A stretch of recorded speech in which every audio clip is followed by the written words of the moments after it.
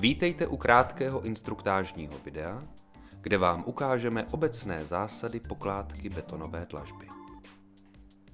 Důležité je vědět, pro jaké účely budeme danou plochu používat a podle toho vybrat vhodný typ dlažby. Od účelu používání plochy a jejího budoucího zatížení, stejně tak i od místních geologických podmínek, se odvíjí skladba podkladních vrstev a volba dlažby. Na začátku je důležité říci, že sebekvalitnější dlažba nedokáže přenést a vyrovnat nekvalitní provedení podkladních vrstev. Pláně pod dlažbou musí být řádně zhutněná a vyspádovaná. Jednotlivé podkladní vrstvy je nutno správně a dostatečně zhutnit. Hutnění doporučujeme po vrstvách o maximální tloušťce 20 cm. Pro podkladní vrstvy doporučujeme používat pouze kvalitní kamenivo s minimálním množstvím jemných podílů.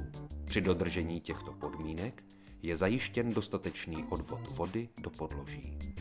Obrubníky, případně palisády či jiné prvky, které nám budou ohraničovat plochu, instalujeme, dovolí-li nám to okolní prostor s přihlédnutím ke skladebným délkám dlažeb a jejich násobkům. Pro provedení kladecí vrstvy je vhodné použít drcené kamenivo frakce 4 až 8 mm, případně 2 až 5 mm. Kladecí vrstvu doporučujeme vytvořit přibližně o 5 až 10 mm vyšší, než bude konečná výška dlažby. Při následném hutnění zadlážděného krytu dojde k jeho poklesu. Pokládka dlažby se provádí na urovnanou kladecí vrstvu. Dlažba Broche Saint-Tropez je velmi originální dlažbou a proto i její založení v ploše vyžaduje specifický přístup. Kameny se rozříznou přibližně na polovinu v podélné ose. Při pokračující pokládce potom prozatímně odložené poloviny použijeme na opačném konci plochy.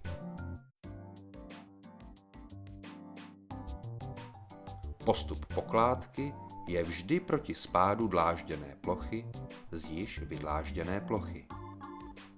Při pokládce je nutno odebírat dlažební kostky z více palet současně, a to takovým způsobem, aby nedošlo k podření dlažebních bloků v další vrstvě.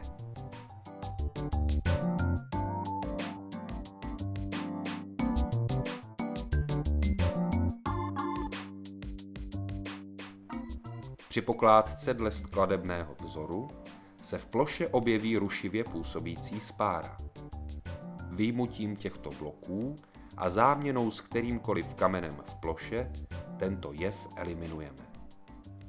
Pro usnadnění práce je dobré na toto pamatovat již při pokládce.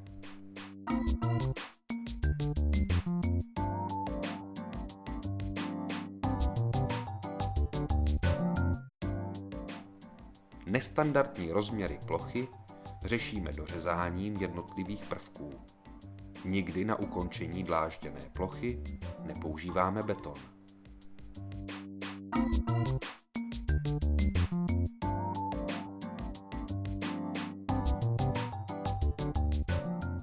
Poslední fází pokládky je její zaspárování a následné zhutnění zadlážděného krytu. Nejprve provedeme vyplnění spár křemičitým pískem o velikosti zrn maximálně 2 mm.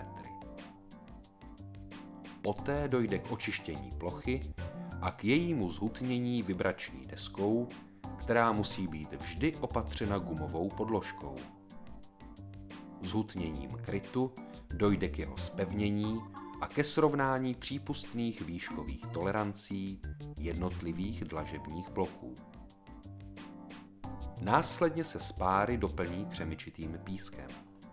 Správné vyplnění spár mezi jednotlivými bloky má vliv na rovnoměrné rozkládání tlaků působících na dlážděnou plochu. Žádné nebo neúplné vyplnění spár může způsobit pohyb jednotlivých dlažebních bloků a poškození pohledových hran nášlapné části prvků.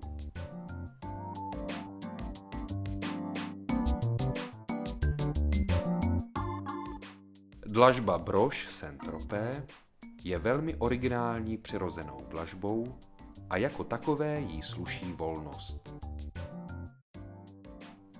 Proto se u této dlažby přímo nabízí její uložení bez obrubníků jen do betonové patky. Po uložení kamenů do betonu a vytvoření opory z betonového klínu dosypeme k dlažbě zeminu. Budoucí efekt přírodního vzhledu stojí za to.